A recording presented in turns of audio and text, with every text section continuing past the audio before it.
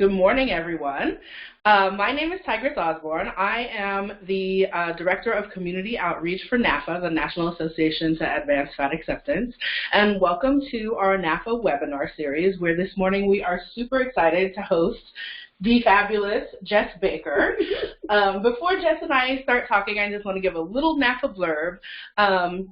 Because this is a very exciting year for us. I know that often for these webinars, we have lots of folks who are already quite familiar with NAAFA, but because of Jes's popularity and her following, we are expecting to have some folks watching this who might be experiencing NAAFA for the first time.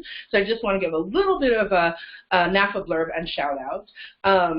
NAAFA is an all-volunteer organization that was founded by Bill Fabry with the intention of helping create a world where people of all sizes experience equality. And we are going into our 50th anniversary celebration year. So in 2019, in June, we will be celebrating NAAFA's 50th anniversary in Las Vegas with a convention at Sam's Town. And you can find information about this on our website, naafa.org. And there's information about the 50th anniversary conference. There are resources available about topics ranging from workplace discrimination to tips on how to handle your physician around issues that have to do with body size. I downloaded all of those. You did. There's so many good resources on the NAAFA website. We've been working really hard as a board lately to update and revamp those, and we try to do that continually so that they're always like current and relevant to folks. Yeah. And I'm very glad to hear that you found them useful. We are also have some volunteers working on translating them into Spanish, so those will be available eventually in languages other than English. Right now they're only available in English. But so we have lots of resources like that available.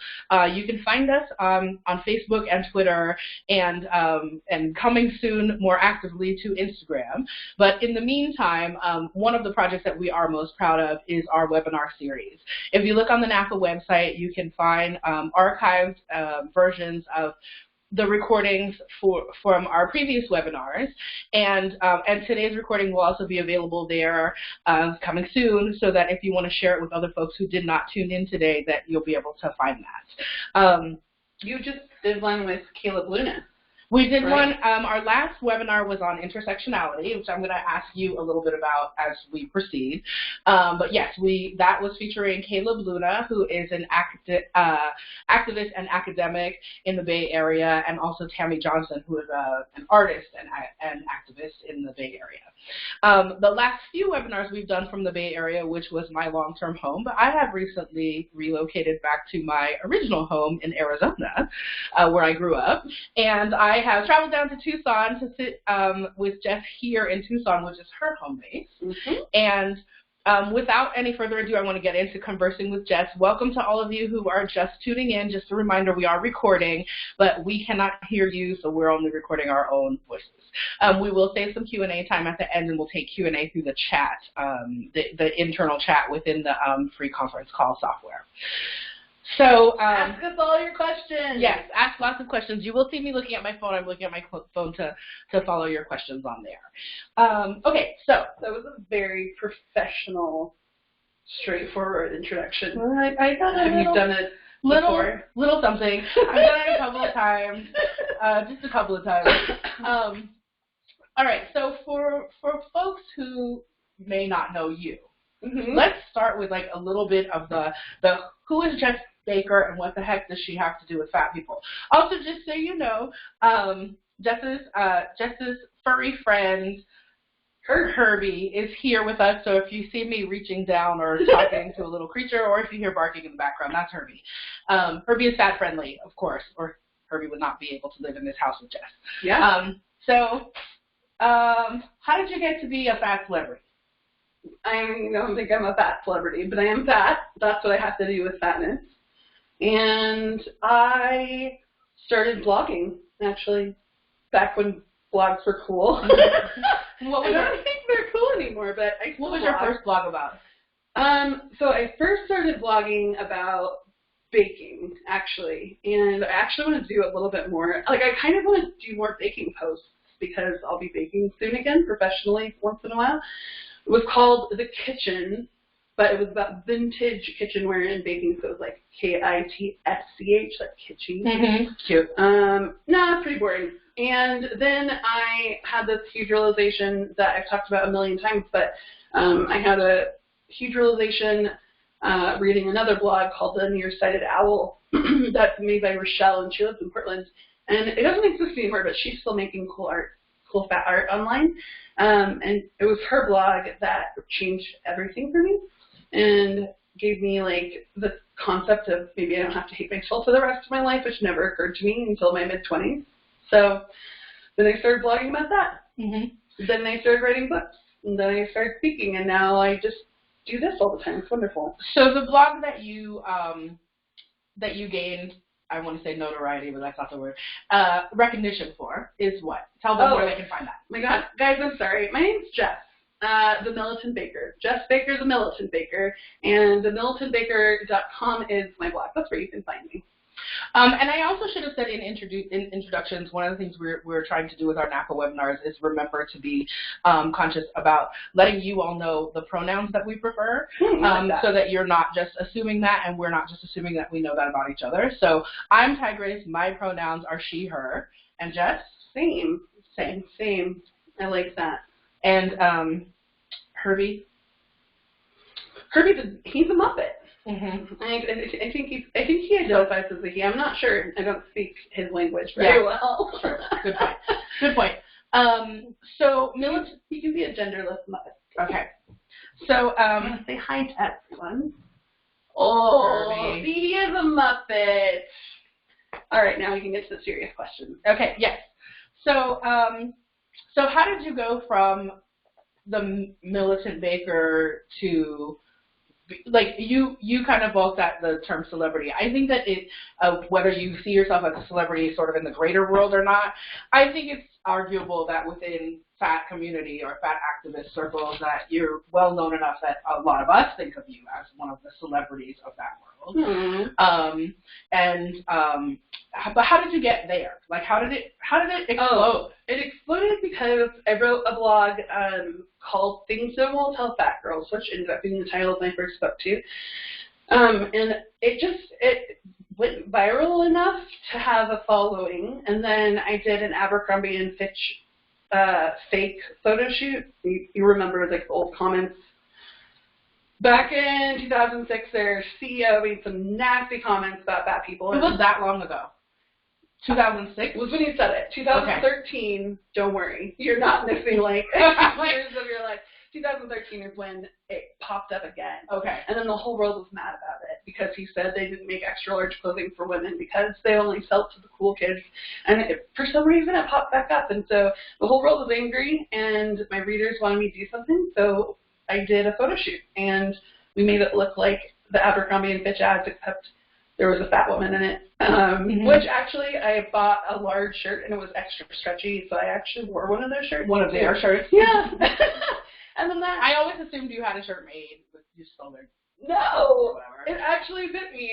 Probably the only one in the whole store. It was like, you know, when you find jersey and it's super stretchy. And then, so I posted those photos and they just, I mean, literally that's what gave me the platform I have. It blew up. Literally that photo shoot. It ended up on the Today Show, and then it just kept rolling. Mm-hmm. It's amazing. It's interesting timing to talk about that as the thing that kind of sparked you because for folks probably have seen this, but there's been some stuff in the last couple of weeks about Victoria's Secret and their director of marketing making comments about how they should not, you know, there's no point in us using plus size models and transgender models because that's not anyone's fantasy. I'm paraphrasing, but that's essentially what that person said. And so I've been off the internet, so I didn't know about that. Yeah. So and he made reference to the Lane Bryant fashion show, which I think was in 2006, and was kind of like, yeah, we tried a plus size lingerie show with our sister, with our sister brand, and no one really cared about that. And it's like, first of all, dude, people cared about that. Second of all.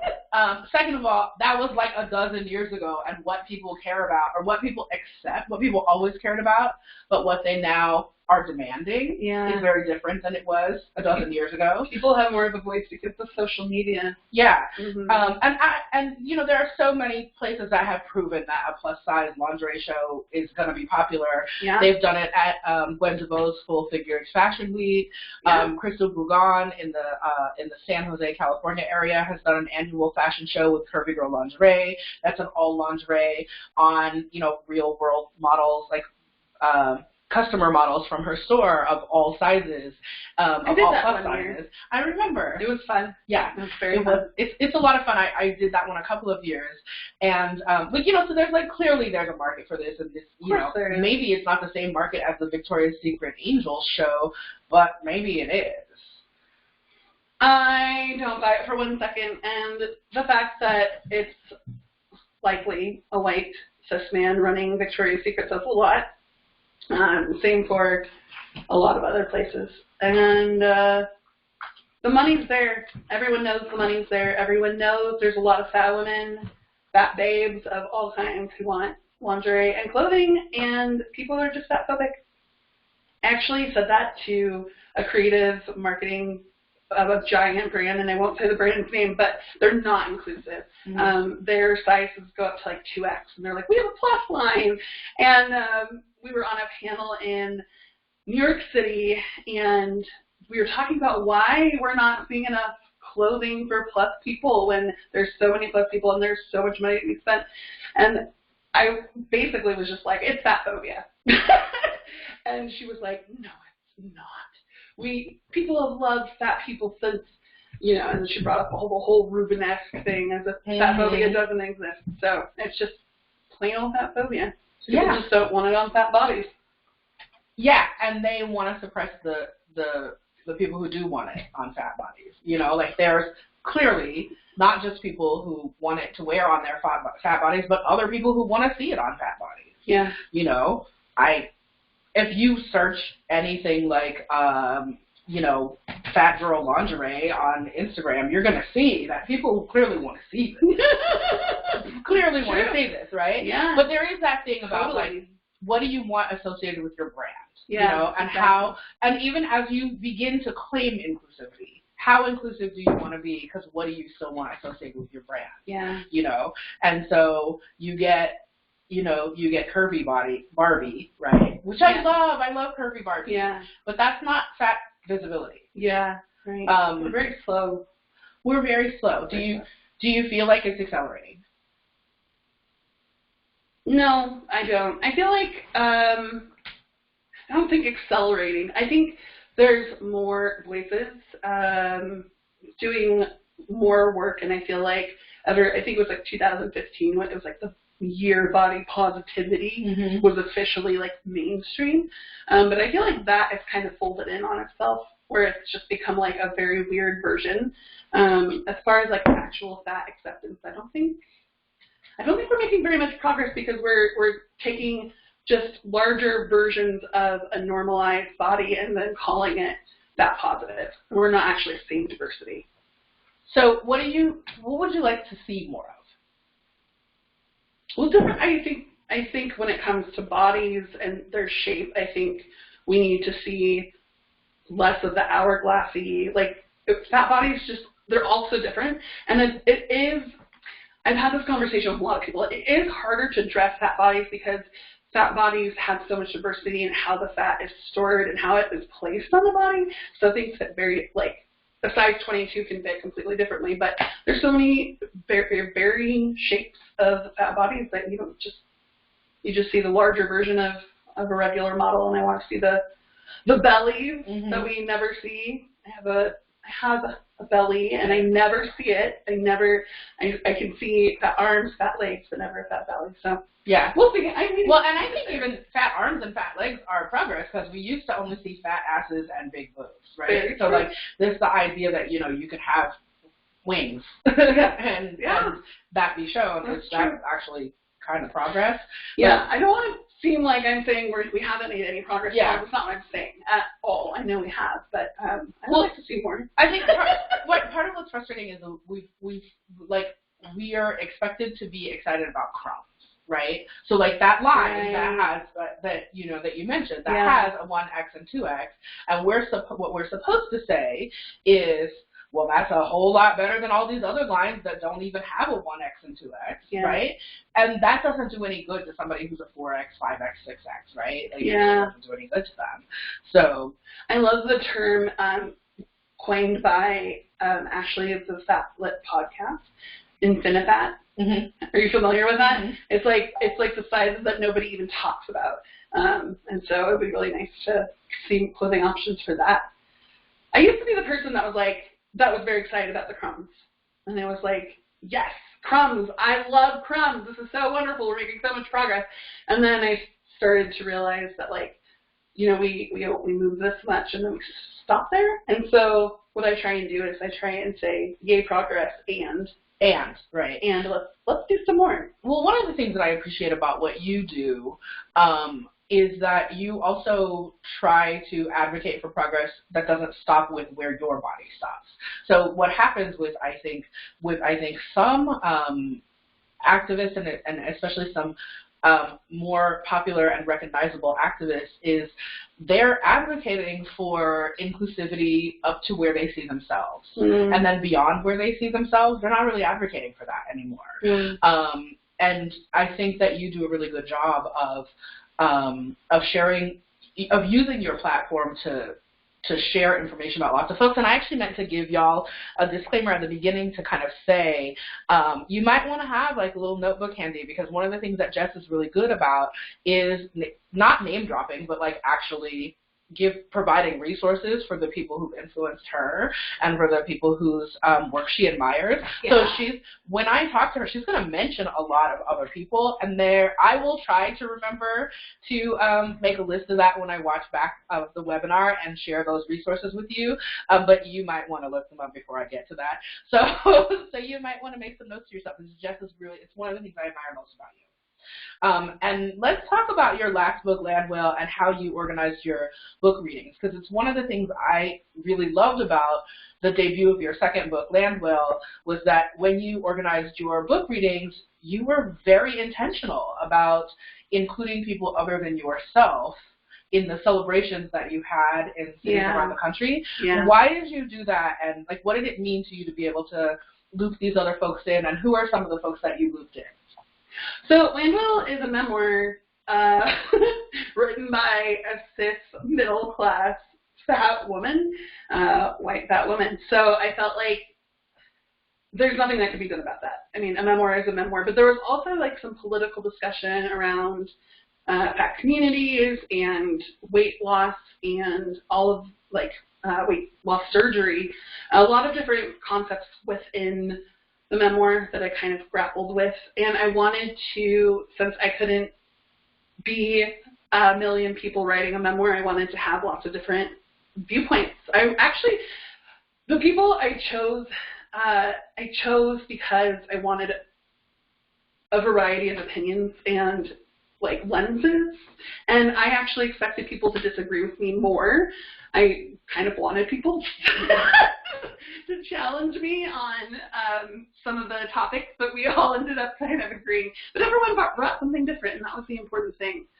Do you think that you would have been challenged more if you had, well, I don't know if the platform for I don't know if the format for your first book tour was like that at all? No, it was a reading. It was weird. Okay. So if you'd been back then, having to sit down on a panel with some of the people that do you think you would have been? Like, did you not get challenged this time because you've gotten challenged in the past? Well, there has been a learning curve of like 6-7 years. Mm-hmm. So well, that's the reason also I wrote Landwhale, because when I wrote Things No One Will Tell Fat Girls, the first book, I felt like my work was very unfinished. Like, it was so 101. Which was the point. Like, I really wanted it to be like a book that had everything that I wished that I knew in it, mm-hmm. and there wasn't one at the time that was like the history plus the health plus the, all of the different things. So it was fine, but I felt like there was so much more nuance, and books are good for that. So blog posts, like, it's a one-off. You read it, it's like 1,500 words, and then you go on with your day. But in a book, you can have more of a conversation. So I wanted to bring up topics that I didn't even have the answers for, you know. Is there anything you said in your first book about fatness that you wish you hadn't said? Yes. I try and be, of course, everybody looks back at their books, and they're just, everyone wants to change them. Mm-hmm. Absolutely. I wish that I think something that I'm learning more and more is how ineffective it is to focus on loving your body and not recognizing the external oppression that people have to live through. Like, you can, like, pep talk yourself all day long, but that doesn't make your health, care any better. It doesn't make the bias any better. It doesn't really change any of that, and I feel like that was completely missing. And it's okay because people start, we all start somewhere. So it's good for people in the beginning that are just like, oh, fat acceptance, body positivity, what is this? And then hopefully we progress and I still have a lot to learn. I look back at Landwhale. I wrote that a year and a half ago, and oh my God, there's so many things I wish I could change. Yeah. Yeah. Is there anything you wish you could change that you would want to talk about right now? Well, I wish I could add, and I knew this was going to happen, but when I was writing it, I was still very much confused about how to trust my body and intuitively eat. And I wish I could have, now I have done a lot of work around that, and I wish I could add that into it. The biggest thing I would change in Think So and Tell Fat Girls is how much swearing there is in it. I'm impressed with both of us at the lack of swearing in this because we are both potty mouth individuals, and I just assumed that when the two of us got together there would be, a hell of a lot more swearing. So I'm an ex-Mormon, so I know how to filter it and use, heck and oh my goodness. I'm really good at filtering swear words because I grew up Mormon and I had to turn it off when I would come home. I wish I didn't put so much swearing in the first book because it's really good for teens. Yeah. And librarians have to kind of secretly flight it to them because it's just kind of over that line. So it became really inaccessible for a lot of people. But that's how I was writing. So that's funny because that's part of what I think makes it relatable to a lot of younger audiences, that they, you sound like them to them. Maybe. Right? But I didn't think about the aspect where that might keep adults from putting it in their hand. Yeah. And I didn't really care so much, about, my favorite review is Jes Baker has a filthy mouth. And it's on my business cards, actually. It's a 1-star review. I think that I don't, it's how I was writing, it's how I was speaking. And I was kind of in a rage. I'm so sorry, my dog is so loud. He's not that loud for you guys, right? Yeah. Okay. He's using a squeak toy. Yep, we see you. Very cute. I just think it made it inaccessible, and there is a fact anthology that's coming out for teens that I'm really excited about. I wrote something for it, and in talking to Julie Murphy, who wrote Dumplin', which is coming out soon. Yeah, the movie. I'm excited about that. Julie Murphy was like, keep it PG-ish. You can say you need a YA version of this. Yeah, that was her suggestion to me, was people really want to read what you have, but for teens if you have to swear, Jess, make it 2 words and make them count. That's what I ended up doing. Love it. Pretty sure he's bullshit. Yeah, I feel like once it, when I think about George Carlin's list of the words you can't say on TV or whatever, whatever ones have now been approved to say on TV, I feel like I'm allowed to say in public now. So didn't know about that. Bullshit is fine. Yeah. Oh, it's like a classic George Carlin bit. We'll watch it together after we finish. Okay. Okay. So you mentioned Dumpling. What's your favorite fat positive book other than your own? Well, I think the number 1 required reading that covers everything is Sandra Renee Taylor's The Body's Not an Apology. I personally really liked Shrill by Lindy West, but that's because we're basically the same person. She's just had more money than me, and then more education. But, you know, I just identified with shrill on a hardcore soul level. I really enjoyed that. What else do I love? I don't read fiction, which is really weird. My goal is to read 3 fiction books this year, in January, and I have not read one. But I've read probably 35 nonfiction books. So I don't know, I'm not what else do I love to read? Fat positive books. What's yours? I also loved Sonia's book, and I'm biased. I love Sonia, right?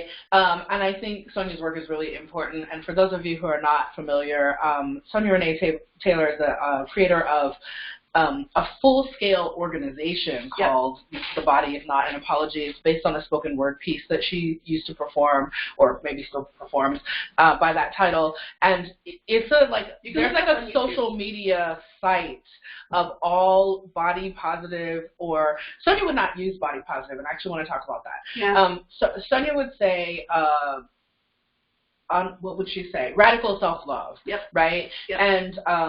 And with intention would probably avoid the term body positive, but like all kinds of body stuff. Sonia's movement covers, you know, all the stuff, right? Not just body size, but, you know, hair and skin stuff and color stuff and ability stuff and like all of it. I think so. The website is thebodyisnotanapology.com. It's a worldwide movement.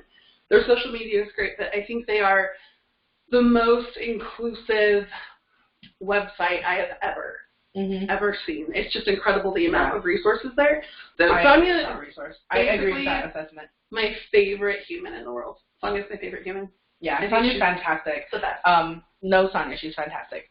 But let's go back to let's talk about why some activists specifically avoid using the terminology body positivity, and like where you fit in on like your take on that language and what your preferred language is to talk about what kind of activist you are. I use body positive because people know what that means. So it's kind of like I try to meet people where they're at. So if, you know, when you say fat acceptance, a lot of people don't even know what that really means. Like they don't understand the context for that. I think body positive is something I personally don't fuck with that very much, because I feel like it's really become a very watered down, toothless version of what people were fighting for in the late 60s and early 70s. And so it's kind of taken the teeth. I think many people have said this. It's taken the teeth out of the movement, a movement around civil rights.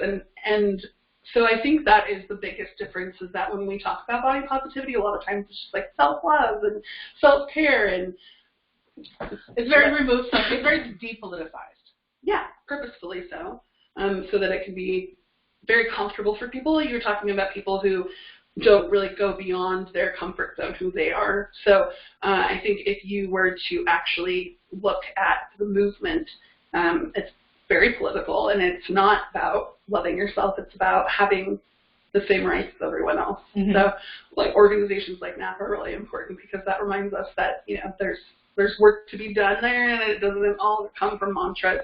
Although I do really see the importance, and this is something I've kind of grappled with. I talked with Stacey Bias about this. Do you know who she is? I know Stacey, but tell the folks who she is. Stacey Bias is an old school fat activist, and I don't know if she identifies with that anymore. She's kind of doing a different thing now, but I learned a lot from Stacey. And I got to have dinner with Stacey and her wife, actually, when I was in London. And it was really incredible to listen. She's just so smart. You know those people that you sit down with and everything that comes out of their mouth is just brilliant, and it's really quite intimidating. But Stacey was talking about, she's so inclusive and kind and compassionate when it comes to looking at the full picture. And I think that's really important because it's really easy to point fingers and say, that's not important, that's not good enough, that's not progressive enough, that's not radical enough. The reality is, and Stacey really brought this home for me, is that it is all so needed. And so I've had to do some mind shifting and figure out how I feel about it. And I feel like what I call Lisa Frank Bopo, the really shiny, sparkly stuff, is important too, because we all start somewhere. Yeah. And the only thing that I hope for is that people don't stop in their comfort zone, that we push. And that's where political change comes from, is when we become uncomfortable, we push outside of our comfort zone and where we live. And if we look at it, I mean, if you're not advocating for infinifats, why bother? Mm-hmm. Because it works all the way back. And so, but what about health? Those people can't be healthy. Fuck health. Fuck health and healthism and our biased medical system that literally treats fat people so poorly. And I work with a lot of individuals one-on-one, and hearing their stories of how the medical system has failed them it's so tragic. I can't even express to you like how big it is, because I hear these people's stories, and I'm fairly privileged when it comes to that. I don't have health care, by the way. I can't afford health care right now. But I'm very privileged in that when I walk in, I know how to advocate for myself. So I know how to be like, this is what I need, this is what I don't need. And that is very fortunate and privileged to have that information and the words to use. And two, I think that I'm like socially acceptable enough fat that I'm given the fat bullshit, but not like someone who has the only thing that they can ever, Yeah. Yeah. So I think it's really important for thin people to realize that their body image problems stem from fat phobia. Yeah. And that advocating for thin people to be included really does.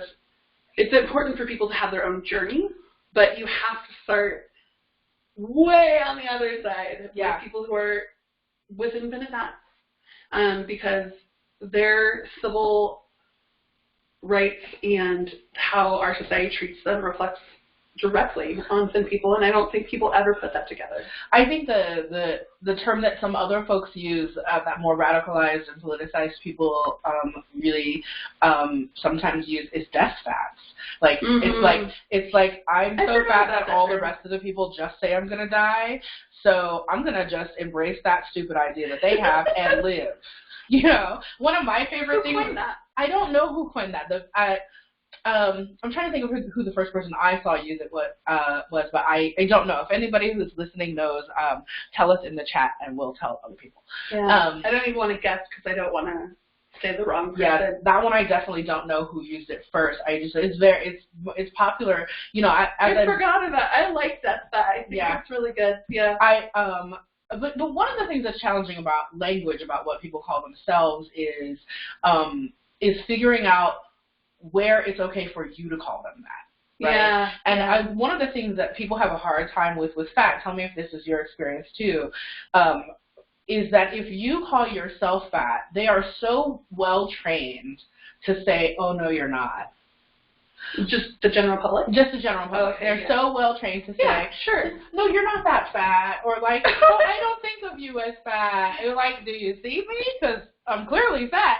But then, like, people have a hard time. No, it's well known. Well, no, I think I'm just fat enough that people would not try and, like, diffuse the situation. Yeah, you're fat. Yeah, but no, I think there are people who even more, if you're, like, that when you're fatter, they even more feel like, but that means I have to feel sorry for you. So it's especially important for me to let you know that you're still okay and I don't see you as fat. And I just find that ridiculous. But it's hard because, or just because they don't want other people to hear them call you fat because they know that other people think they're not supposed to say fat. So even if they get why you say it, they still won't say it about you. It's kind of like that weird thing people do, also around other identities, right? Like, people will not say, like, that black lady, because even if I tell them my preferred term is black, they still feel like they're supposed to say African American because that's what's politically correct. And so I feel like a similar thing happens. Sure. And I'll just note here, as I always do, that I think it's I don't think that people who are not people of color should make those kinds of comparisons about race and fatness without a lived experience of both. I just like to remind folks that when I make those kinds of comparisons. But because that happens a lot, right? Yeah, totally. No, totally. But I do have a lived experience of both. And both. And, and I see the same kind of thing, where it's like people who, like, they will call me fat to me when they're talking to me, but if they're talking to someone else, they'll say my plus size friend. Or what do I call you as an activist? I can't call you a fat activist because then people think I'm insulting you. It's interesting. So what you ran into that in the Bay Area too? I'm running into it more as I've relocated here. Yeah. I mean, for folks who don't know, the Bay Area's fat community is a pretty radical community. There are sort of all levels, like you said, the 101, but there's a lot of, like, graduate level folks. The people have been around for a long time. I mean, there's just a huge community there. There's a huge community, and a lot of folks who've been in the movement for a very long time are there. And actually, like, and they're, like, literally, I think I'm the only one in Tucson, and they think you're the only one in Phoenix. It seems to look, if you're listening to this and you know some other folks anywhere in the state of Arizona, could you please connect them with us? Because what happened was when I knew that I was going to be moving here, I posted something on Facebook, which is my preferred social media for most things. I posted something on Facebook saying, so old. I know I'm so old. And then my second one is Instagram. Like, that's also becoming the old people one, because I don't know what the young people are Snapchatting or whatever comes after that. So whatever thing is coming out tomorrow. But anyway, I posted something on Facebook saying, I'm relocating to Arizona, and please connect me with your, folks that out there who are really, who are doing fat activism kind of stuff. And everybody just said, Jes. And one person said Adiba Nelson, who is located in Tucson, but who has said herself that she is really leaning her activism more towards other issues. She's developed this, like, really amazing program with the Girl Scouts for teaching kids about how to play with kids who have different physical abilities, and, like, she's doing that kind of activism more. So say the name of her book, because I'm drawing a blank on it right now. It's Clarabelle Blue. That's right. But it's based on her daughter. So Deepa's a really good friend of mine, and I don't think of her as a fat activist any longer because she's so focused on disability. And she's really great. I mean, she's just a powerhouse. So Adiba Nelson does live here. Jade Beale lives here, who's a very famous photographer for, like, I think she called it medicinal photography, but she had a huge book about mothers, and she's an amazing photographer. So she does body image stuff, but, like, there's no fat activism. Yeah, I found, I'm going to draw a blank on her name too right now, but someone recommended a nutritionist in the Phoenix area who is fat positive but is not a fat person herself. Do you know who moved to Phoenix? Carrie Anderson. Okay. Who wrote, the books, I think it's called Eat What You Love, Love What You Eat. They're, like, intuitive eating kind of body trust books. There's one for diabetes as well, and there's one for binge eating, and she has a lot of experience. I met her when I was in Vermont. She used to run Green Mountain at Fox Run, which is very controversial because they kind of, like, their marketing is for people who want to lose weight. But then you show up and it's, like, health at every size. Totally, like, So it's like a radical bait and switch? Like, they trick you into coming because they... Yeah. That's fascinating. So that's why they're very controversial, because people do call it a bait and switch. And people can think whatever they want about it. All I know is that I went, and it was absolutely life-changing for me. I loved it. And I met Carrie there, Anderson, and she's so passionate. She's like like when I lecture, I'm just like all over the place, and she was also all over the place, talking a million miles an hour about the neuroscience behind eating disorders. And it was like the one part where I was so glued, and I didn't want the hour to end. I was like, this needs to be 7 hours long. It was so incredible. So she is currently, like, I think she's doing individual something, therapy, coaching, something, but she has, she's amazing, and she just moved from Vermont to Phoenix. I'll give one more Arizona shout out, because I haven't met this person. I love that we're just talking about Arizona. We're going to get back to things that apply to those of you who are not in Arizona, but I'm sure that those of you who are in any part of the country that is not the Bay Area basically relate to this. Like there are other pockets of fat activism, and especially New York City, but I think there is something unique about it. I don't think it's just because I know the Bay Area's community the best. I think there is actually something unique about the concentration of fat activists and artists that are in the San Francisco, Oakland, San Jose area. And so I'm sure the rest of you have had this experience of like, well, that sounds really cool, all the stuff they're doing over there. How do I start something like that where I live, or how do I get it to build where I live? But I want to give one more Arizona shout out. Because someone I follow on Instagram who I love, her name is Nikki, and her blog is called Red Streak Girl, and she's a Red Streak Girl, and she's a Native American fashion blogger who is located in Arizona. So I'm very hopeful, Nikki, if you're watching this, about getting to know her and talking to her more. Is Nikki plus size? She's a fat. I think she actually uses the term fat. I think she is someone who uses the term fat. I just did the thing that you were just talking about where I didn't know whether to call fat or not. That is really weird, because what if she was watching and then didn't identify as fat? Yeah. And Nikki's fat identifies. I think I have seen her. I feel fairly confident that I've seen her use that. But that's like, it's important to use the terminology that people prefer, right? It's not my job to make you love the word fat. Nope. I hope that by being around me, you will come to love the word fat. Yeah. But it's not. It's sort of what you were saying about meeting people where they are. Yeah. Something I wanted to ask you about as we were talking about different parts of the country is, because you have had the opportunity to travel as part of your work and to speak to people in the other parts of the country, I wanted to ask you, where else do you see it? Where is it growing? What's the next hotbed of fat activism? I have no idea. But as San Francisco gets more expensive, I would imagine that it's going to spread, right? Yeah. People are going to have to move. I don't really know.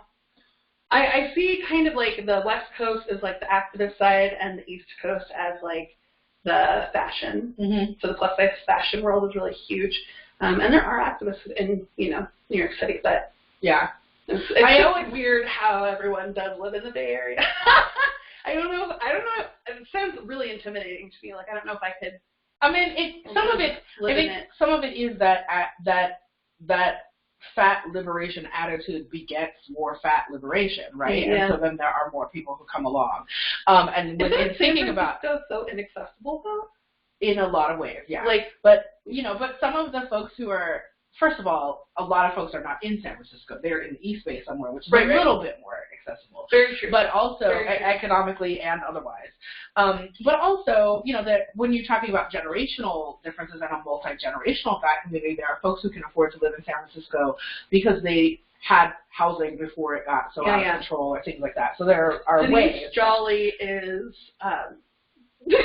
amazing. Amazing. And I just want to give her a shout out for being an incredible human, and she lives in the Bay Area and kind of stays for that reason. So I'm grateful to have someone to hang with when I go. Yeah. But that's the only way. If y'all don't know Denise did a project called Be Beautiful. Denise is a spoken word artist and many other things, but is probably most known for that project.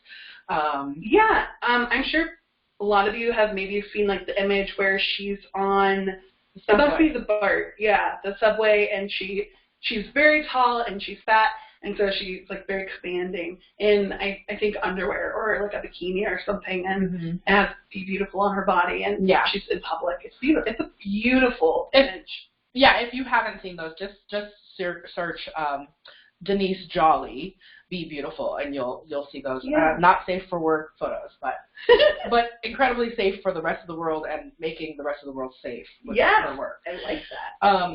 I think, so one of the things, you mentioned Stacey Bias earlier, and one of the things Stacey is really well known for is an animation that she did called Flying While Fat, that is about the experiences of fat flyers. And so as you've traveled around the world to bring body positivity and fat liberation messages to folks, how has that worked for you as a fat traveler?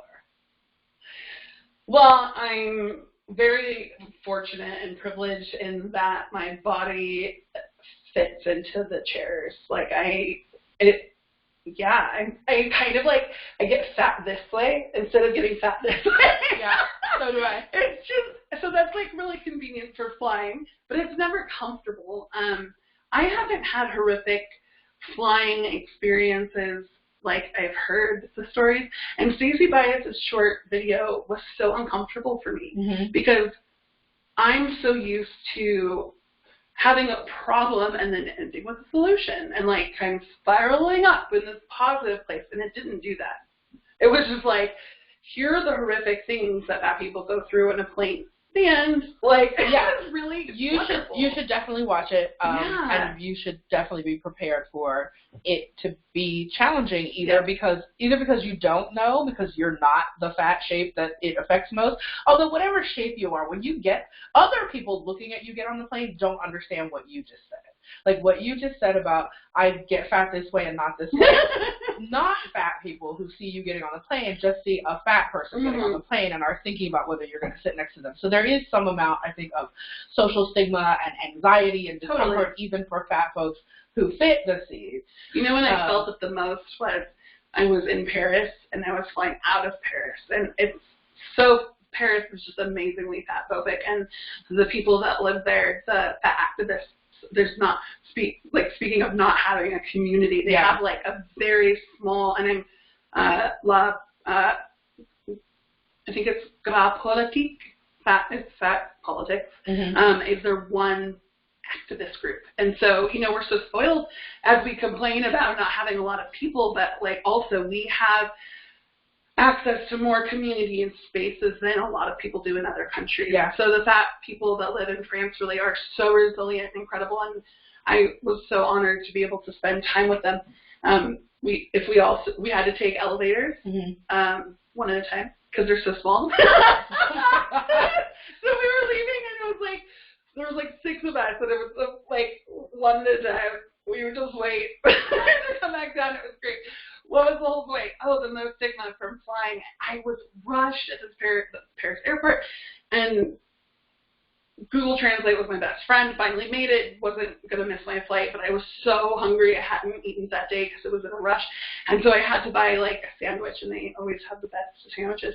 And I was eating a sandwich while I was waiting to board the plane in line. Like publicly eating carbs in line as a fat person. Yeah. And everyone around me was, I know they were like, oh, you know, fat American, and of course, I hope I don't sit next to her, and, you know, all of that. I could read it on all of their faces. So I got, last time I flew, I got to... The sandwich was amazing, by the way. Good. Totally worth it. Okay, last time you flew. The last time I flew, I got to witness an act of ally behavior that I was really surprised about. So I was one of I got on a plane, flying Southwest, which many people know has open seating, so you pick your own seat, whatever. And I got a seat that I was fairly happy with, but it was, at the back of the plane and one of the last seats. And then, they had assured me, like, I didn't do the whole passenger of size thing because they had assured me the flight was so not full that I wasn't going to have to sit next to somebody anyway, blah, blah. And for those who don't know, Southwest has a passenger of size policy that's actually much more accommodating than most other, because they were so horrible in the past. They were shitty, so to get better, but they got better. Like, nobody else got better. For those, I just want to let people know what that is, though, because it's important. A lot of people don't even know about it. Yeah. So the customer of size, passenger of size policy is you can buy 2 tickets, and then after you fly, so you have 2 seats. So you have 2 seats, and then they'll refund you That never had worked for me because I didn't have credit card. Like, yeah, who has that kind of money available tickets, to buy 2? But on other airlines, you buy 2 tickets and you just bought 2 tickets. There's no refunding if you don't need the second seat or whatever. Well, there's a way to go around it too. You can go when you check in. You can ask for if it's not full. Yeah. And they'll give you the same thing, and you don't have to pay extra. So you put a little ticket next to you, and you can pre-board, right? And if you ask, you can pre-board. Yeah, totally. So that you can choose the seat you want. It's great. So I had not done that, but I had a fairly shitty seat, but a good enough for me seat. And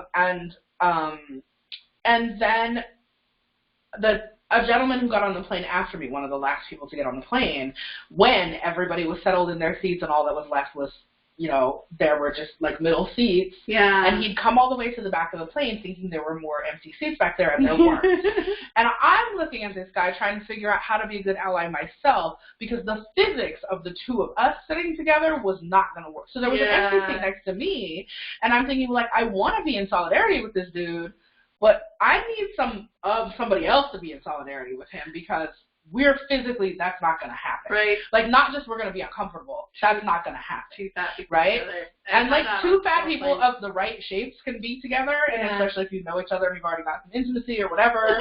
But like, it wasn't going to happen with this particular other passenger. Yeah. And I saw the woman in front of me, like flag the flight attendant, and I thought she was going to do this, like, that fat guy's trying to sit next to me, don't make me, I pay for my seat. Like, I thought she was going to have one of those hissy fits that we hear about a lot, or that many of you have probably experienced. And instead what she said was, I want to move so he can have these 2 seats, but I don't want to have to sit in a middle seat either. Can you help me find one that's not a middle seat? And then, so that was like stage 1, because that was still like half-assed, right? Because like, I'll inconvenience myself, but only if it's not too inconvenient for me. And then the woman on the other side of that empty seat in that row said, oh, well, I don't care about sitting in the middle. I'll just move. And so she pointed at something. She was like a cute little blonde, so that helped. Because she, pointed at some dude bros and was like, can I sit with you guys? And they're like, yeah. Like, they turned into like Looney Tune wolves and like, yeah, sit with us. But she went and sat in the middle seat. And then the other lady said to the guy, like, okay, where do you, are you more comfortable on the 2 inside or the 2 outside? And he took the 2 outside, and she moved into the window, and that was the end of it, and he flew happily and safely. With extra space. With extra space, with, like, the 2 thin women worked it out to accommodate somebody else, right? And it was like this beautiful ally moment. Yeah. I like that. I just wanted to share that for the beauty of it, but also want to ask you, like, what do you think? What are some concrete things that you think that thin people could be doing to have more moments like that? Like, what else should they do? In general? Or on planes? Well, let's do in general. Okay. Thin allyship? Yeah.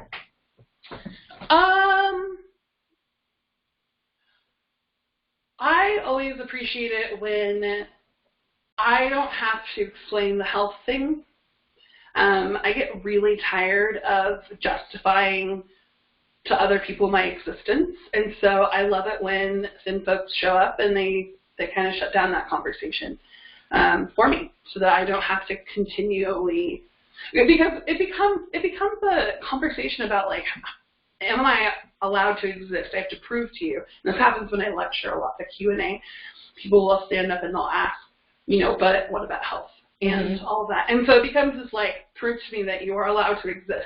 Yeah. And I get tired of proving that I'm allowed to exist or explaining to someone. So I love it when thin folks step in and they're like, 1, health is other people, not your business. And 2, educate yourself, because you're going off old information. We need a fat people equivalent of there's a fantastic organization called White Nonsense Roundup. Yeah. That, like, you can it's 2 white, actually fat women. Well, it's 2 white people who I have assumed are women and who are who are visibly fat, and I think they identify with the word fat because I just assume that people who are kick-ass activists identify with the word fat, but they may not. But so these two people that run this organization that basically, or that started this organization and have other volunteers who do this, where like if some crazy conversation is happening, or if some upsetting conversation or frustrating conversation is happening about race, you can tag them in on Facebook, and they, as white people, will come and do the labor so that you, as a person of color, do not have to spend your energy educating other white people about stuff that they should know. And we need like a fat equivalent of that, where you could like just tag in a radical, a radical ally who will come and be like, listen, But I mean, there's some frustration in that though, of like, on the one hand, you do get tired of having to defend yourself, but on the other hand, you get tired of people not listening until the thin person says it. Yeah, I know. So there's a balance to it, but sometimes it's just like, sometimes the exhaustion level is such that I don't care about the balance. Just somebody else say this shit, and I don't have to be the one to say it. I'm really grateful. I've seen like this huge trend. It's because of privilege, but thin white women that are intuitive eating, like nutritionists or dietitians, the health at every size, the non-diet dietitians. And they are able to be heard and be successful only because they're thin. But at the same time, I'm very grateful for them because the work they're doing is so important. And at this point in time, at this like juncture in our world, it's the whole meeting people where they're at. That's who they can hear. And if it were to come from me, they would not be able to hear it. So I'm grateful for all of that assistance. Like, I always hug them and thank them. I'm grateful for their work. Yeah. It's really important. And if it takes the thin white person to tell you that what you believe about fatness is bullshit, and you can hear it, I'll take it. And it's even icing on the cake, though, when they also articulate that. The reason you're listening to me is because of this. Yeah, exactly. So that maybe the next time you will listen to somebody else, So I like that a lot. It's so ableist. The stupid fat person trope is so harmful. We see it in media all the time, and so it really gives people the permission to dismiss anything a fat person says because they just assume that they're stupid. And I think that's one of the things that frustrates me the most. Yeah. Yeah, is you can't even be taken seriously even though you have all of this information. Yeah, a tremendous amount of information. Yeah, it's really infuriating. So, but that's why we all have to work together. Yeah, we need everyone invested with skin in the game. We need everyone. So, what about how do you respond when people say to you, I'm going to ask Jess a couple more questions and then let y'all ask some questions. So if you have any, please feel free to open the chat dialogue in your free conference call screen. It looks like a little speech bubble, and then you can send those questions. In the chat, and I will read your questions to Jess and get some of your thoughts involved.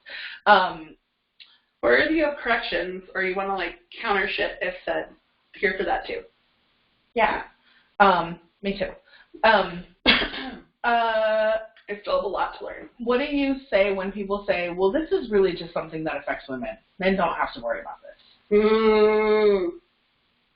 That's so complicated. That's really loaded. But do you get that a lot? Like, I feel like people say that a lot. Like, well, this is just really a women's thing. No. You don't. Good. In the dismissive way. Okay. No.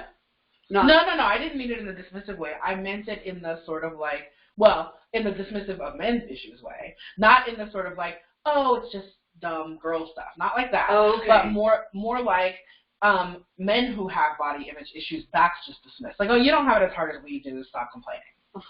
That. Okay, I'm bringing back Stacey Bias again because that dinner was transformative. I was staying with her, but it was that conversation that was amazing.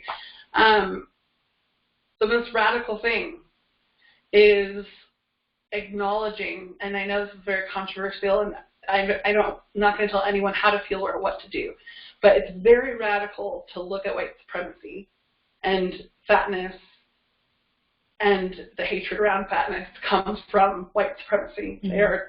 It's because of that. Shouting out, is it Sonali, the fat sex therapist? I don't know this person. Oh my God! On Instagram, the fat sex therapist and Caleb Luna, they've written about this extensively and the history of anti-blackness and fatness, and historically how that all folds into white supremacy. So anyway, the point of this being, Stacey was like, the most radical thing was like acknowledging that white, cis, thin men are harmed by white supremacy too. And that whole, like, that is so much for, like, and I don't think that people need to make room for them, because when your survival is, like, every day is just about surviving, like, you don't have room to make space for white thin cis men that have money, like, but really they are part of this conversation too, so it's really complicated, because we have to, there's kind of this, like, we have to acknowledge how everyone is affected by it in order, I think, to make enormous change. But at the same time, like, when people are being killed because of the color of their skin, or they're being denied civil rights because at the doctor's office because of their weight, you know, we're just not there yet where we can see it. So why should we do fat activism at all? Because, you know,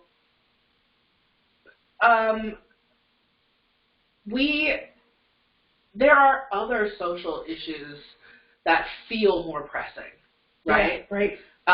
You know, you talked about racism and incidents of violence because of racism. Yeah. We know that, or hopefully you have some awareness of how dangerous the world is for transgender folks. Right. Right. We know that our neighbors who are immigrants, especially if they are undocumented immigrants, are in tremendous danger. Yeah. So I know. they don't have a size 3X at this fashion brand you like. Right. Who cares? What does that have to, like, there's so many more. You're mad at people because they called you fat, and there's somebody asking for food outside on the corner. Right. Why should we give our time to fat activism at all? Because it's so much bigger than that, and I know you know the answer, but that's the devil's advocate question, where anybody who doesn't know me well enough to be clear, that was totally a devil's advocate question. But it's a really valid question, and it's actually really important. Because our fat phobia literally kills people, and I've heard, you know, people are literally trying to erase fat people, and by erase I mean kill. And so, I mean, that's like the big thing, is like people are literally dying, and then there's everything else too of it just affects the way our world works, and because how we feel about our bodies affects the way we participate in the world. So, I mean, it touches everything. Yeah. And we all have bodies, and especially in this Western culture, we're obsessed with exercise, fitness, and food, and dieting, and so it's, you know, 90% of women hate their body. That's going to affect how you live. Well, and in Western culture, we're also obsessed with fashion as an expression of who we are. Yeah. And so when it comes to the fashion piece, I remind people that not only is it just like it's part of positive self-image, there's also an economic piece of that as well. You know, that not just about whether fat people's clothes are economically accessible to you, but whether fat clothes are accessible at all. You can't go to a job interview if you can't buy professional clothes, right? It's not just, oh, can I feel good about going to a job? Like can I literally go? It all folds into each other, though, because also, you know, fat people are discriminated against with hiring. Yep. And, you know, so, and they're also paid less, and they don't get promoted, and, like, you know, you have that economic part as well, and it's the relationships, and it's all that. So, but yeah, absolutely. Okay, so I'm going to take one from our audience. Okay. Thank you. So first question from the audience. So we're going to wrap up. We started it a few minutes late, so we're going to wrap up at about 11:40 our time. Is that okay? Can we go like 10 minutes long? Yeah. We're going to go a few minutes long based on the clock, but about the amount of content you were expecting. So there's time for a few more questions. So first of all, Jes, you have a style of talking and writing to really draw people in, including people who might be hearing this message for the first time. Hold on, that's cutting off. I'm going to ask the other question because I can see the whole question. I'm going to pull your question up on my screen here. So the one that I can see all of, sorry, how can fat community be better allies to marginalized people? That's a great question. How can fat people be allies to other marginalized groups? Well, for me, it's very clear that the oppression is connected. And I think that's important to acknowledge so that you don't walk in with the fat savior complex. So what affects others affects us as well. I just see them as all intersecting identities that are experiencing oppression and harm. So for me, it's not a question of if I'm involved. It's making sure that I'm doing more and more. And it's a learning curve, right? Just because you have experienced depression in a fat body does not mean you know anything. Like, I'm speaking as a white person, and I know nothing about what it's like to live in a black or brown body. So it's a huge learning curve, but it's really important. I don't know if that really answers the question, but we have to be involved. Supporting, I mean, when I look at body positive accounts that are just one body, I think that that's okay to have a personal Instagram account, but I really like seeing the diversity and acknowledging the fact that race, ability, age, size, weight, all of those things it's all body image, and I think in body positivity that gets lost, but the intersectionality is all there, and that really is the body image issue. Well, I think one thing that's important about intersectionality, too, that I know this wasn't a question for me, but I'm just going to say one thing about it. I would like you to say all the things. I think we often, in fat communities, start as though the definition of fat community is white people who then need to do things with and for other people. And what we forget when we talk about it that way, I don't think the question was asked that way, but it's just something that I've seen a lot. What we forget when we talk about it that way is that there already are those people in fat community. Yeah. There already are people of color. There already are disabled people. There already are non-binary gender people. There already are, people who are anywhere on the LGBTQ. And like fat people come with all the things. Mm-hmm. Yeah, of course. Yeah. And so like we sometimes talk about them as two separate things. There are fat people and then there are yeah. Well, I did that. Yeah. I just did that. But I think you talked about yourself as a fat white woman, right? But yeah. not as though all fat people are fat white women. Yeah. There's, we've had history of that with NAAFA. It's one of people's criticisms, one of especially more radical activist criticisms of NAAFA, is that NAAFA has been historically predominantly white. And how do you change that without, it's like how do you attract more other people if you don't already have more other people, and like what's the work that you need to do to make that safe space to have more other people? Yeah. And so we're working on that through our webinar series. That's great. If you were not an intersectional white fat activist, I would not have invited you to do this with us. Well, it's noticed by me. I try, and I still have so much to learn, and I fuck up all the time. I wanted to say though, I think that I've had conversations with some friends who live in New York City, which is where I had this conversation, and it was really fascinating to me.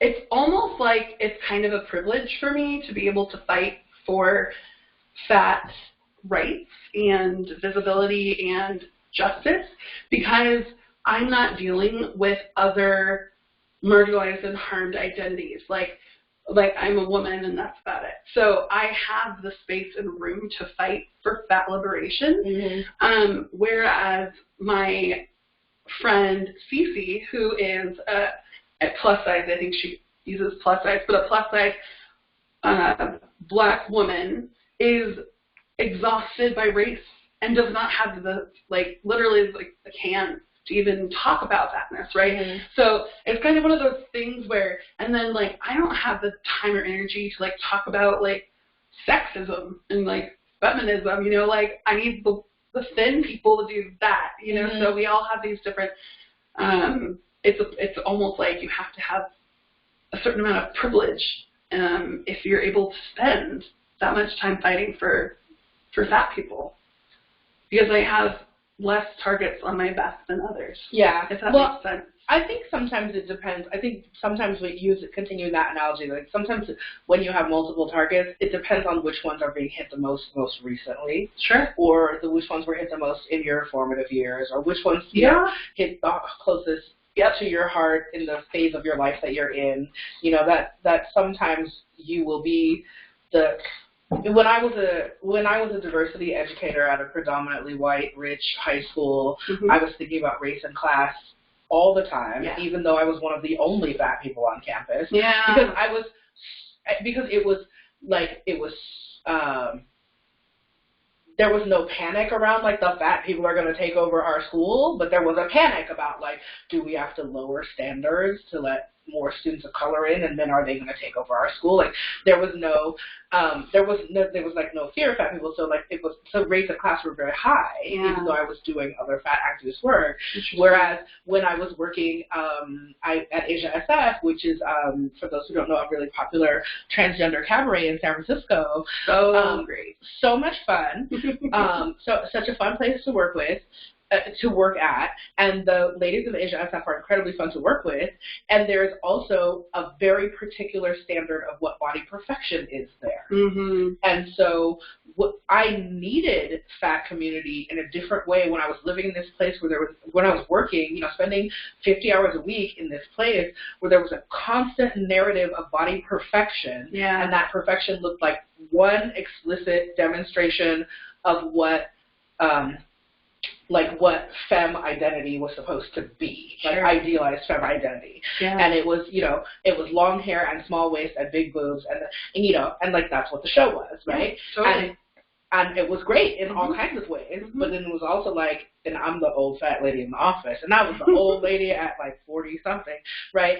And like, so I had a different sort of spiritual need for fat activism and fat community, then I was also one of the only Black people there, but it wasn't hitting me in the same way. That makes sense. Know? Yeah. So I think sometimes that shifts around. I appreciate that. Thank you for sharing. Where is that question? My sleep just died. We do have time. We're going to do one more question that we've already got, but if anybody else has more question, I think it did. Oh, no. We have to look on the computer. I got most of it. Okay. So you have a style of talking and writing that seems to really draw people in, including people who might be hearing your message for the first time. And that's nice. Do you, thank you. Do you self-assess that is accurate, that your style is particularly attractive to people? And is that your natural ability, is that as a communicator and as a writer, or is that a skill that you had to really work at? That's the question? Yeah, that's the question. That's a really kind question. I have been told enough times that I make things accessible by the way I write and talk to say probably yeah. And is it a skill or is it natural? I've always just been myself online, and that was a very purposeful thing. I'm so glad that when I started the Militant Baker, it was never about perfection. In fact, it was about the opposite. It was about showing, like, we had all these shiny, back when lifestyle blogs were like what I would always read. It was like a magazine. I mean, it was just so polished, and so I wanted to offer something different, and I'm just so grateful that I did, because if I started this out trying to be polished and perfect, I would be really fucked by now. I would have never promised perfection, and so I've just purposefully been myself, and it's changed, right? Like, the way I write has changed a little bit. The way I communicate has changed a lot. I've learned over the years, but this is just who I am. So, yes, learning, and also it's just how I talk and write. I do read old blog posts, though, and I'm like, oh, like, whoa. Why did you write like a 5-year-old? Oh, my God. Oh, yeah. So it's a little cringy, but, people evolve. Yeah. Please don't go back and read old things I've written in Tigress. They're really bad. I really need to go back and update them. That just makes me want to. I know. I shouldn't have even said that. Sorry, I keep moving around and then y'all keep losing parts of me, and also sorry I'm giving you a lot of bust when I move into the camera. You should not be apologizing for that. Enjoyment. Do we have other questions for Jes this morning? I have lots of other questions for Jes that I can fill another 15 minutes with, but I want to make sure we get your questions. If you've got any more, once again, you can open the chat dialogue, which is, it looks like a little speech bubble, and then you can type your question in right there. I like it when you turn into, like, instructional mode. Mm-hmm. Like, it's from years in the classroom. AI. It's, like, totally from years in the classroom. At least I'm not, like, back to that room, like, check me out. So speaking of my years as an educator, we've talked so much. We're almost at the finish line. But speaking of my years as an educator, when I did admissions interviews, I always asked this question to make sure that the young people I was talking to got a chance to say the thing they most wanted to say. Is there something you wish I had asked you about that I didn't ask you? No. I feel like this is a really hyper-casual conversation, and that feels actually kind of uncomfortable for me. Like, I'm kind of, like, I think I do really well with, like, the very organized questions. I have a role and a plan. Yeah. And I feel like, I don't know if there's, like, enough valuable content, because it wasn't structured in a way that I can assess. I feel confident in saying that we provided a lot of valuable content and that we provided a lot of resources for folks. That is one thing I'm sorry. No, please. That is one thing that I'm really big on resources and sending people to other people. And so on my blog, there is a resource tab, and it needs to be updated, but there's like 400. It's really thorough. And I've been working on more.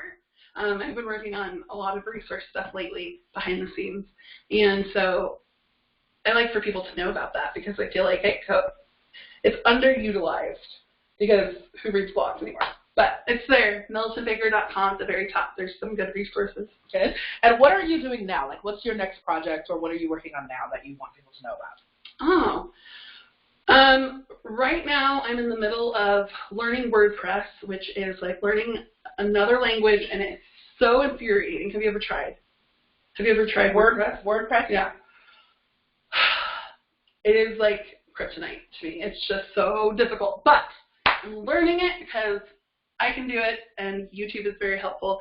And I'm building, finally, to go public very soon, one-on-one sessions that I have been doing for 6 months, but just with my pilot group. Yeah, it's actually the people who are on my email list, who are the ones that are like really invested. And so I've been doing it for 6 months, and it's just my favorite thing in the world. It just really is to talk to people one-on-one, working through shame and finding shame resilience, working through body image stuff, fatness, how to navigate like food and movement in a really intuitive way. I think a lot of people, because we're so bombarded, need somebody to remind them that they're not crazy so like I'm like a best friend, a trail guide, and a therapist all in one. It's really fun. So that's what I'm working on. So that will be coming out in a couple weeks. So publicly. So soon people who are not already on your mailing list will be able to sign up for those sessions if they'd like to. Yeah. And it's surprisingly very time-consuming to build this website, but that's what I've been working on. And so what I've been doing, because I haven't been on the internet a lot recently, I work currently in mental health at an agency, working on peer support. Do you know about peer support specialists? peer mentors, recovery support specialists. Yes. You know who those are? I have a general sense of what that is. It's really, really cool, and I think that I'll tell you guys about it. I think it's really, I know for a fact that my years working in mental health, behavioral health, have very much influenced the way I work with body image, because it is mental health. And physical health is also mental health. So yeah, it plays into all of it. But peer mentors or peer support specialists are people who have mental illness, and they have gone through a recovery process, and then they are trained with like clinical tools to go and help others through recovery. So they found that, statistically, the recovery, I don't know, it's very effective. It's the most effective to have a peer who's been through it. And it really takes this like thing that's shameful, like a mental illness, and turns it into a strength. So it's strength-based, which I love. And then, so is it a little bit of a Me Too of mental health? Yeah, but it's a paid position. Mm-hmm. So people who have mental illness, and this is why it's so cool too, is that people want to work. It's just a matter of having the skill set and being able to manage symptoms and all of that to work.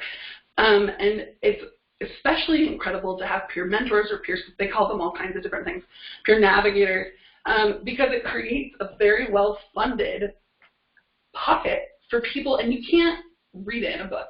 You can't learn this stuff. You have to, it takes your lived experience, and it makes it valuable, and I love that. And I think I try and do that with a lot of things, but yeah, it's really wonderful. So I work at a mental health agency right now, and it's wonderful I love going there. I have this little corner office, and the door is always open. I have an oil diffuser, and people just come in and like talk. They just talk and talk and talk. It's so great. And then I also do one-on-ones quite often still from home, and then everything else. There's like if I had to like categorize my job, I think there's like 17 different bubbles of what I do.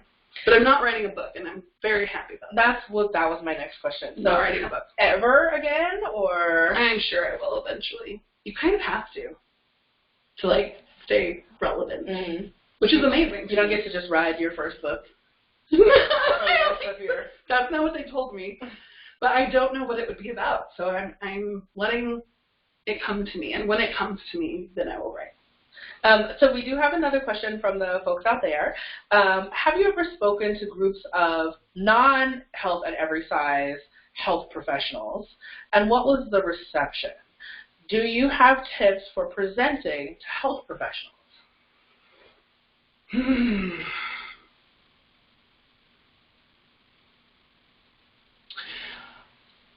I don't have a lot of experience with that.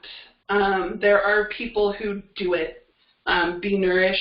It is in Portland, and one's a therapist, one's a dietitian, and they have courses for providers to integrate.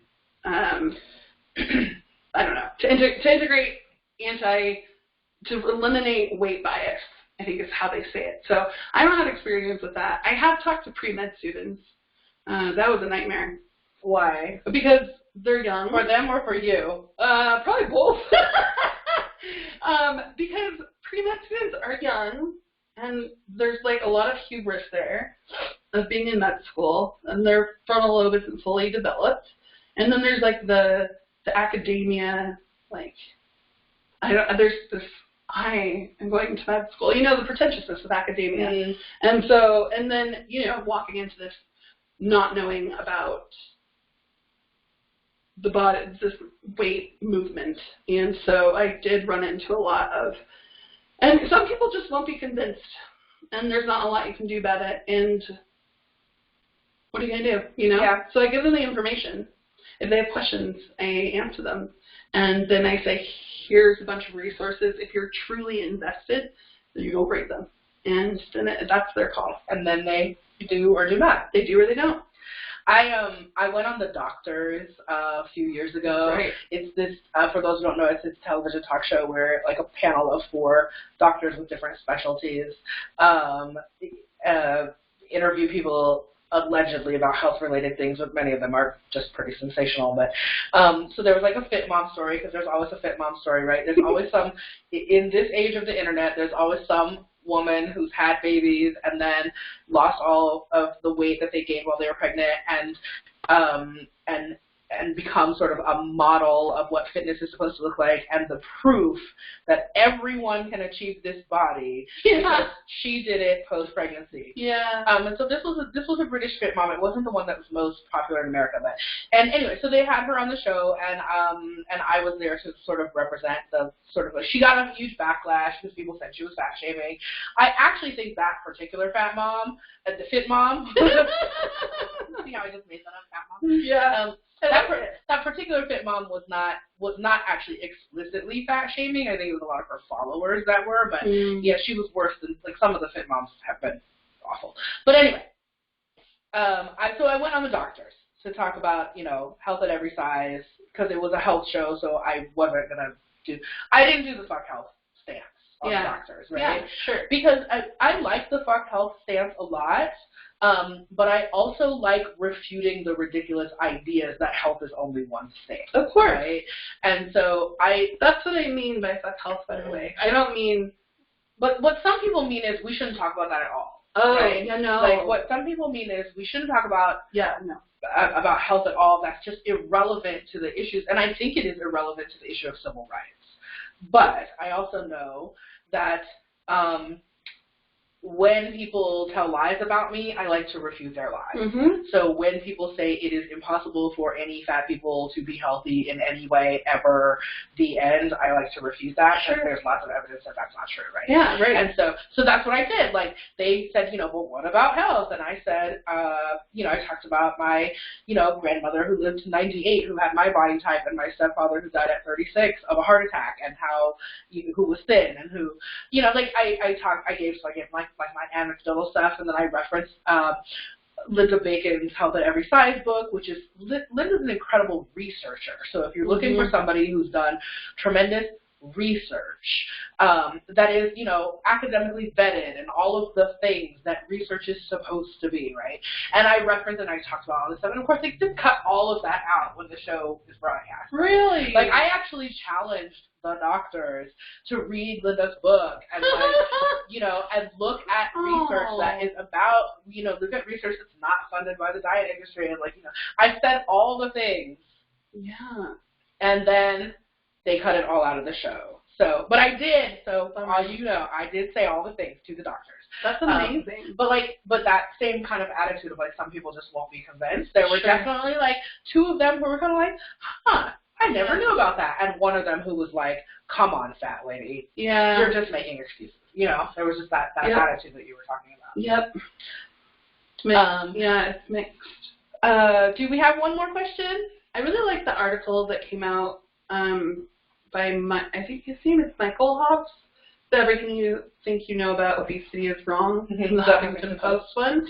That was, again, like, why do we need it to be from a not fat person in order for it to go viral? But it did, and I think a lot of people felt validated by it.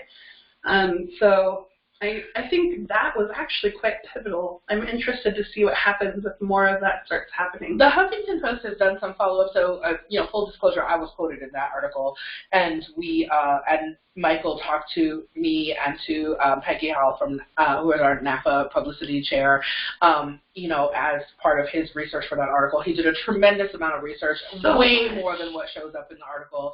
So I'm more informed than the layperson. Wow. About what I'm Michael a layperson. Yeah. Yeah. But Michael did a tremendous amount and was trying to be very careful about not being like, about balancing the, like, I have this platform because they're going to let me write this, but also I'm not, this is not my lived experience. Yeah.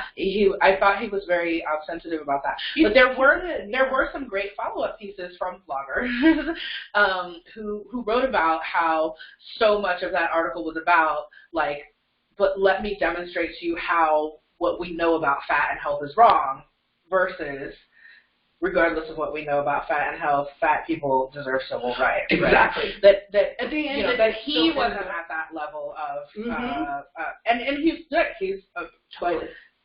101, right? He started as 101, and then he went through a lot of coursework, put himself through a lot of independent study to get to where he was. But he would say that, too. Like, he would say, I know that's a fault. I think he would say that. Michael, I'm speaking for you. I'm going to send you the link to this interview. I think he would say, like, I know I had shortcomings in this because it's not my world. Sure. But I am really, he's really committed to continuing to follow this. I think that he's considering joining us as a participant for our conference in the summer. And by the way, I did not mention this, but Jes is going to be one of our keynote speakers at the 50th anniversary NAAFA conference this year. Going to Vegas. I think it's really interesting, that piece, because the criticism, a lot of it was really triggering for a lot of people to read, because he went in depth. But I think the biggest criticism that I read was it still ended on health, right? Yeah. Just reframing it. But, like, we still want fat people to be healthy. Well, that was the biggest criticism from fat community. From mainstream readers. Yeah.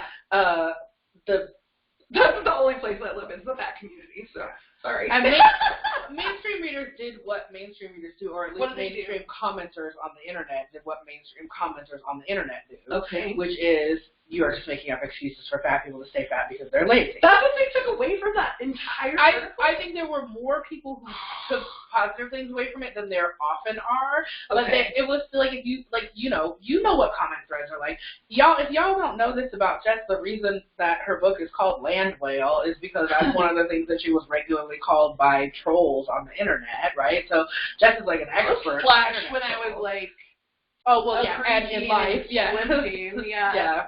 I was on swim team, so whale was a big thing. And in Landwhale, there's a whole chapter where Jes breaks down like all the animals that people call fat people and what's great about those animals and why you should be like happy to be called a pig or happy to be called a cow. It's really manatees charming. Are the coolest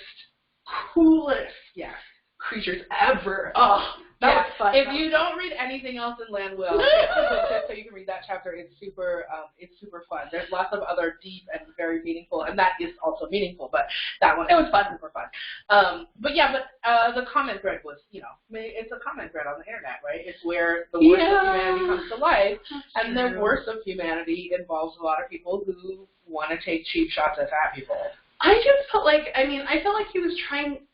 The reason I was okay with it ending on health is because I feel like it's a management thing, and I learned this a long time ago from my friend Dan, who was like, Jes, when you have a team, this sounds really terrible, but when you have a team, you're playing chess, and you're going to just have to make moves you don't want to make to get other people to do what you want. And so it's kind of that kind of thing where I felt like he did a really good job. Like, people want fat people to be healthy. So we have to, that's what they want.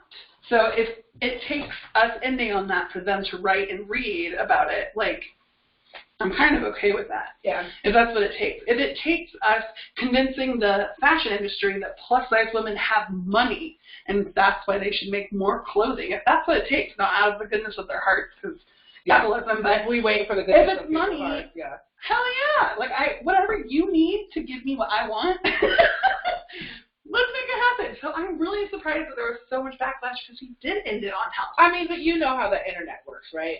Most of the people who made those comments probably only read the headline. They totally only read the headline. Yeah, you're right. People who read the whole article hopefully got a lot out of it. If you haven't read it, it's Huffington Post. Yeah. And if you just search say the title again, everything you think you know about obesity is wrong, something like that. It will come up. It'll come up close. Just Huffington Post obesity, it'll probably come up. It was a very popular article. Yeah. Fairly recently, like 2 months maybe, 2 months ago, 3 maybe. So I loved how he talked about how, just for me, the historical part of just how much we have ignored science when it comes to medicine, purposefully.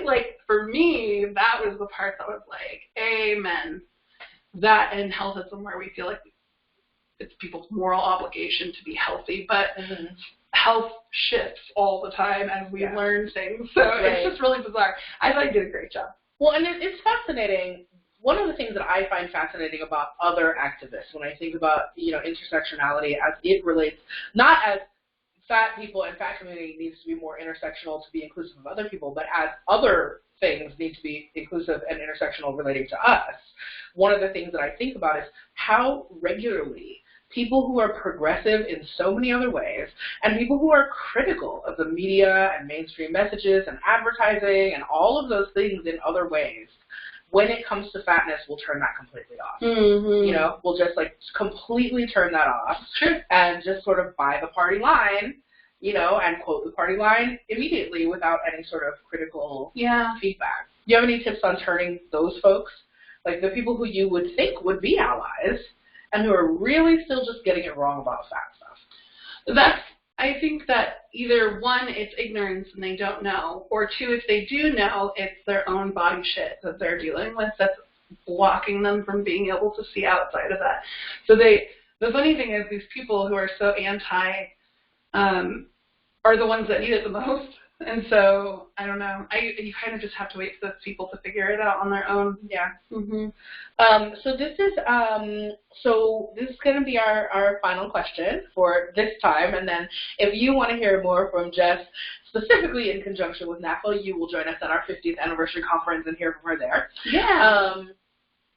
How do you keep fighting the good fight when it comes to fat activism, fat liberation, when you are going through a period where you're not, or do you still have periods where you're uncomfortable with your fat body? Sure. So how do you stay in the fight how do you stay political when the personal is messing with you? I actually think that's when it's the most important for me. And when I'm most passionate about it is because I know, even though I'm feeling it, I logically know that like a constructed, somebody is profiting off of this. And so it kind of makes me a little more fiery, where I'm like, this is just really unfair that I'm feeling this way. The way I keep doing work is I'm just taking really good care of myself. And that has been a really hard thing to learn over the last 6-7 years of how to balance. And I know self-care is so overused, but like, I need a routine. I need to step away. I haven't been on the internet for a few weeks. You know, here and there, like I schedule stuff and I post a few things, but like not interacting because I just need the space to work on the behind the scenes, to work on, you know, the mental health agency and all of those different things. So taking space is really important, and then keeping up with my mental health also. Yeah. It's kind of a whole holistic thing. And I used to burn, you know, what is this saying? Both ends of the candle. Burning the candle at both ends. But burning the candle at both ends. That is how I lived for so long. And you can when you're like in your early or late 20s. But as you get older, you kind of are like, oh, yeah, I do need to sleep. Oh, yeah, meditation actually is helpful. Like, oh, I should take my meds. Yeah, all those things. Yeah. And just, you know, I just respect myself and my time and my energy more, so I'm more careful how I spend it. I think that also is really important. Yeah. Mm-hmm. Do you have any final thoughts? No, if you've hung in with us this long, I have a lot of respect for you, and I'm glad you guys are here with us. It's fun. Well, thank you for being with us today. I really appreciate your time and your perspectives. And, you know, this is a thing that can have a do-over, so if you watch it back and you're like, I wish I've done this, then we'll just schedule another one. We're practically neighbors now. Yeah. Nice. As a reminder, you can find Jes at themilitantbaker.com. It's The Militant Baker. Or just themilitantbaker.com. Mm-hmm. You can find resources for many of the things that Jes mentioned. You can also see Jes's blog. You can sign up for Jes's mailing list, all of those things. And The Militant Baker is your handle across social media, right? So pretty they much. can find you on other things that way. And at the top of my blog, too, is all of my social media, so you can just go there. And I'm going to just, like, literally put out a plug for the newsletter, not because, well, I do want people on it, but I blog less and I write for the newsletter, and it's going to be twice a month now, but it's been once a month. And so instead of writing blog posts, I'm literally just sending out, like, here are my thoughts on perfectionism, and here are my thoughts on, you know, like, just like whatever I'm feeling at the moment. So, and then if you, it's fun. It's a really good newsletter. Get it. You should sign Read up for it. NAAFA also has a monthly newsletter that goes out to our members. If you're interested in becoming a member of NAAFA, you can find membership information on our website, or if you're interested in making a contribution either to NAAFA in general, or we are particularly interested in seeing folks make contributions to help us provide scholarships for underrepresented folks in our community, in particular people of color, to attend our NAAFA conference this year.